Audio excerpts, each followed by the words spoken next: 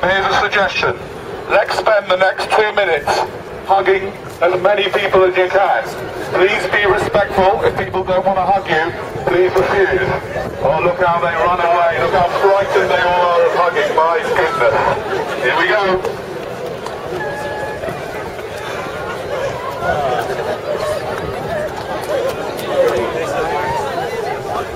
Boom mic, man. I need a hug from Boom mic. Oh. Okay, that's enough now. Go back to your work and your jobs and go back and do what you're told. Come on, you guys. Stop hanging around here. Nothing to see here. There's not just two crazy guys with a megaphone and two megaphone. Nothing to see. Please carry on. You're wasting valuable shopping time. Please make your way to the building where you can buy lots of unhealthy food. Please, quickly. Okay, fair enough. I've had a request from this lovely security officer. What's your name, sir? First name? Don't worry about that. Don't worry about that. He's frightened about his first name. What a funny world we live in. Yeah.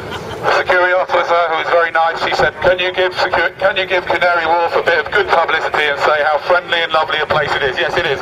Isn't it friendly and lovely and nice to know that there are 15 security officers hanging around a couple of guys with a megaphone? Makes me feel very secure. Thank you. Thanks for protecting me, guys.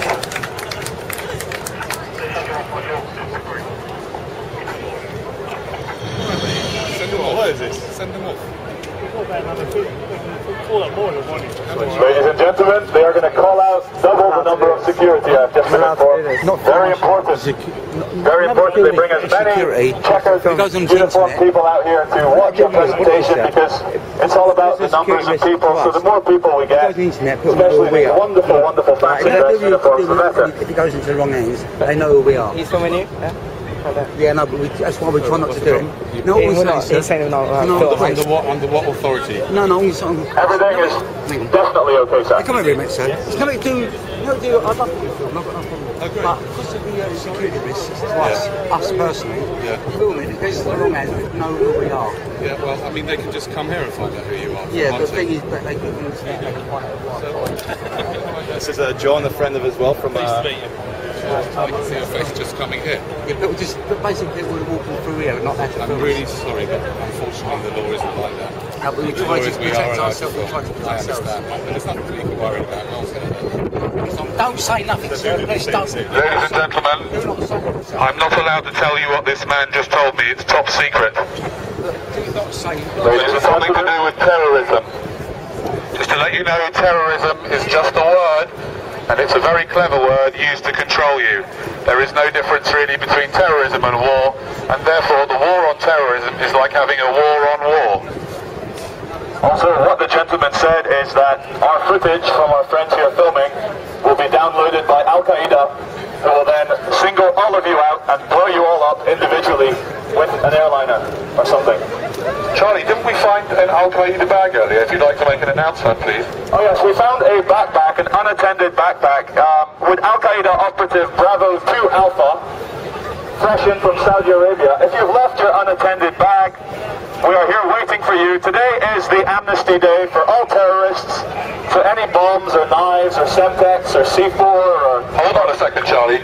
This guy looks a bit like a terrorist, doesn't he? It's the dark skin, the long hair, and the tie makes him look... He's trying to make out that he's not one. Are you a terrorist, sir? No, I'm definitely not a terrorist. You're not? Well, that's what you would say if you were a terrorist, wouldn't you? You wouldn't say, yes, I am. That's exactly what terrorists say.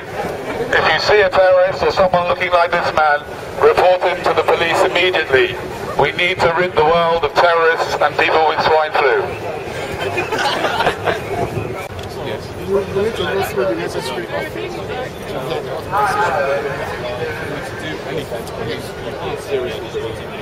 Sorry, can you just film this? Yeah, of course. Hi, Jacob. How are you? I'm Charlie. You can't seriously tell me. I'm sorry, you can't do it. Oh no, we're in a public area. We're in a public... Can you take that off? Oh no, you come out. Well, okay, I'll keep on down here. You're telling me that I can't do anything. When you finish, I'll talk. No, I'm talking to you. No, because I need to catch us on camera because you're trying to make me move on. What we do is we present ideas that are meant to put smiles on people's faces, not even if you want to be very frank, we're a lovely time.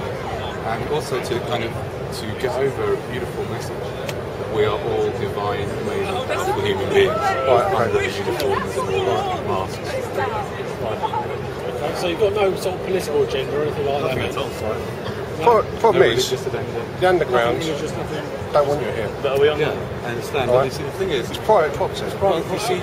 Is your and you're aware of the London Underground bylaws? Yeah. Tell me which bylaw in particular we're breaking by using the megaphone. Which bylaw? One. Bylaw 6. Okay, so you're telling me that anything that anybody does, he's allowed to film. I'm allowed to. He's a metropolitan police's own website. If I dressed up as a police officer, wouldn't you arrest me? Canary Wharf is private property, right? They employ security guards, and on private property, they can wear any uniform they want. So I could wear a police uniform on private property as well? On your own private property. On their private property as well? No. I mean, the one thing I do is I hold a question mark in Speaker's Corner, right? Which is basically, I hold a question mark, and the point of people say, what are you doing? I'm saying, precisely, because it's not a specific point of view I'm throwing at you, I'm saying I'm inviting you to come up to me and say, well, what do you think? Because it's very entertaining for young people. I don't know what the problem is. It's basically a private estate. Yeah. And is it that with lights as well? Okay. This is a nice policeman. Do you want a hug? Okay. Oh, hello. Ladies and gentlemen, if you could please find some more Canary Wharf security, please ask them to come down, because obviously 2 guys with a megaphone requires more security. Right here. Canary Wharf security's here. Okay. Right, you're on private property. Yeah. And you're not welcome. This has been designated a happy zone under Section 44 of the Love Police Act of 2005. So if you see someone smoking a joint, punch them in the face, but make sure you're drunk beforehand, just for that delicious irony behind it. I have a backpack full of pigs, and I will release them onto you, screaming oink oink oink, and infect you all with swine flu. Just for the camera, we are being escorted off Canary Wharf private property by 6 Canary Wharf police impersonators with their checkerboard uniform. Excuse me, sir, do you have a permit to park that golf cart on the double yellow line? You are parking a golf cart on double yellow line, sir. This is a terrorism alert area, and a fire truck could need to get exactly where you are, sir. Sorry, madam, sorry, I wasn't actually looking, I was looking at the camera, that wasn't meant to be.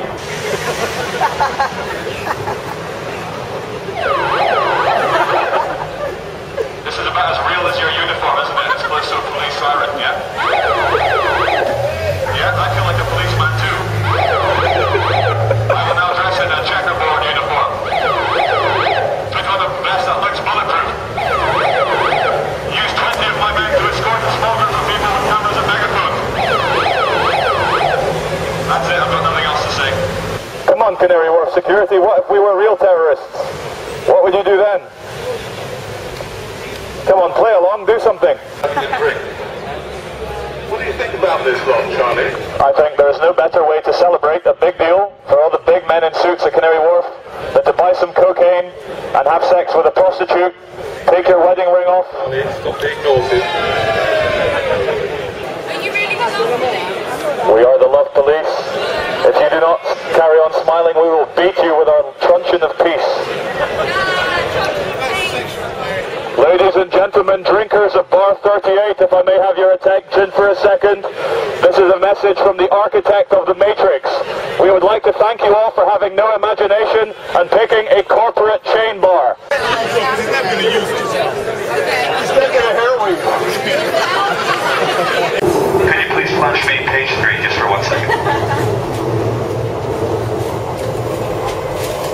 She has a lovely pair of chesticles that has brightened up my day. I am now not going to think of women as objects any longer. It's live, and you're doing the great things and all that jazz. Have you been drinking at all this evening? Totally pissed, actually. Terribly pissed. Have you been having a good time? Let me tell you the truth here. Yeah. Okay. You ask me a question, I give you the fucking answer. But I'm telling you, the real answer is don't do this thing. Do you think it is offensive, sir, to other people? Is it offensive? Yes, I think it, not for me. No? But it's offensive to lots of people. But it's good of you to speak out for other people, because it's good for you to decide for them. Fuck off. Oh. Take it. they can make their own call. Okay. Yep. Okay. And there's lots of old fanny on the tube, and you've got lots of old birds, smell a lot and they're not too good, and you're actually telling them all these words. It's terrible. I've got to tell you, it's completely terrible. It's terrible. Thanks very much. Well, I love you. I love you too. Rock on. I love you too. Thank you very much. Cheers, sir. I had this feeling, man, because you know there's a handful of people actually run everything. That's true. It's provable. It's not a fuck. I'm not a conspiracy nut. It's provable. Handful, very small elite run and own these corporations, which include the mainstream media. I had this feeling who's ever elected president, like Clinton was, no matter what your promises you promise on the campaign trail, blah, blah, blah, when you win, you go into this smoky room with the 12 industrialist, capitalist scumfucks who got you in there, and you're in this smoky room in this little...